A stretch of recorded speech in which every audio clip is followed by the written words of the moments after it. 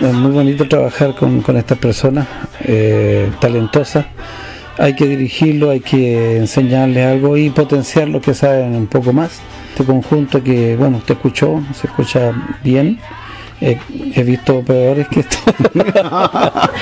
Quiero decir, he visto otros grupos y nosotros somos bastante superior de adultos mayores y tenemos un grupo muy unido, compacto y muy alegre. Si el que quiera venir, que quiera participar, tiene que dirigirse a la corporación municipal, llamar a los teléfonos de la corporación y ahí le van a indicar los horarios de los talleres.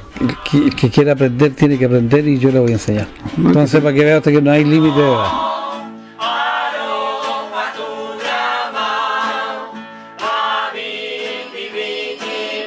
Muchas gracias por preocuparse de nosotros, que estamos haciendo un trabajo de todo el año y de toda la semana tratando de mejorar y hacer cultura y que aprendan a tocar guitarra en este pueblo tan bonito. Bien, pues, muchas gracias. Serían 3.500.